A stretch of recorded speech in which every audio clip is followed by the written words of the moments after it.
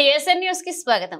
Manikonda municipality పరిధిలోని చిత్రపురి కాలనీలో 225 విల్లాలకు Manikonda municipal commissioner నోటీసులు అందజేశారు.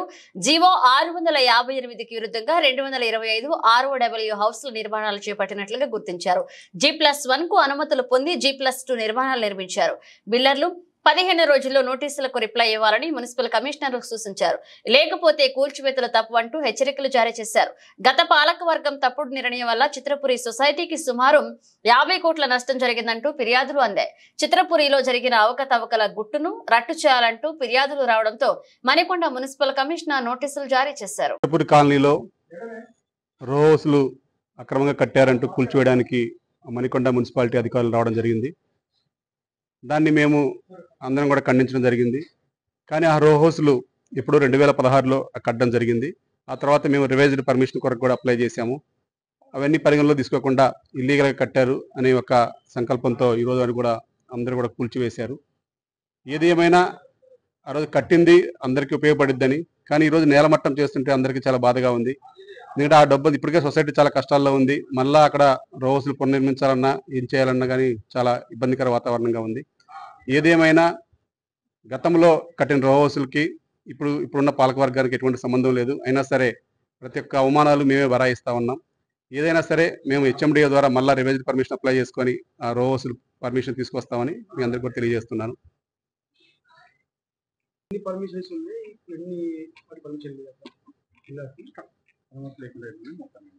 జియో ఏదో 50-6 ఏదో ఉన్నది, ఆ జియో ప్రకారంగా ఎట్లా నిర్మించాలి?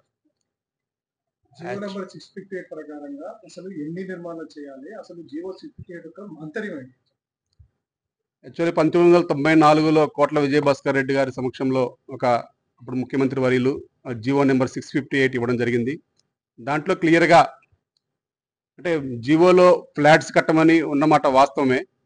కానీ అప్పుడు మరి 2009లో మాకు రో హౌస్ పర్మిషన్ ఇవ్వడం జరిగింది. మా పాలకవర్గ సభ్యులు తీసుకురావడం జరిగింది. 2009లో 225 రో హౌస్లకు గాను 1536 SFT G+1 పర్మిషన్ తీసుకొచ్చిన మాట వాస్తవం. HMDA అనుమతులన్నీ కూడా మాకు ఉన్నాయి.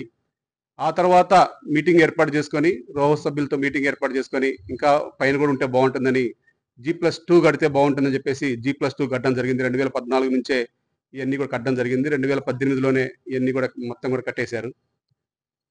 కానీ ఇప్పుడు అసలు జియో ప్రకారం రో హౌస్లు కట్టకూడదని, ఫ్లాట్సే కట్టాలని చాలామంది కంప్లైంట్స్ పెట్టారని చెప్పేసి నా అధికారులు అంటున్నారు. అధికారులందరికీ కూడా మేము పర్మిషన్ కాపీస్ అన్ని కూడా చూపించాము.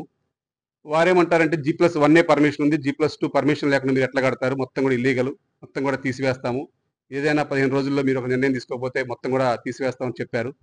మేము రేపు రో హౌస్ సభ్యులందరం కూడా కలిసి అత్యవసర సమావేశం ఏర్పాటు చేసుకున్నాము. దీని మీద ఏం చేయాలి, ఎలా చేయాలి, ఒక కార్యాచరణ నిర్వహించుకోవడానికి. మీరు అడిగే విధంగా అయితే జియోలో అయితే ఫ్లాట్స్ అని ఉన్నమాట వాస్తవం.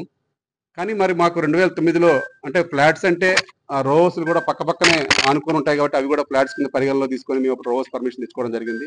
మరి ఇప్పుడు ఆ రో హౌస్ పర్మిషన్ లేదు అంటున్నారు. లేదు అన్నమాట అయితే 1536 SFT G+1కి అయితే పర్మిషన్ ఉంది. G+2కి 2250 SFTకి అయితే మేము రివైజ్డ్ అప్లై చేసాము. 2022లో మేము వచ్చిన తర్వాత కూడా 22లో అప్లై చేసాము. కానీ మా కొందరు సభ్యులు, రో హౌస్లోనే ఉన్న కొందరు సభ్యులు ఈ రో హౌస్లు గురించి కేసులు వేయటం, ఆ కేసుల్లో HMDA వారిని పార్టీలు చేయటం, దానివల్ల ఒక 2 సంవత్సరాల నుంచి జాప్యం జరిగింది. ఇప్పుడు ఏకంగా ఎవరైతే కేసులు వేశారో వారి ఒక్క లబ్ధి కోసం 225 మంది జీవితాలు వారు నాశనం చేస్తున్నారు.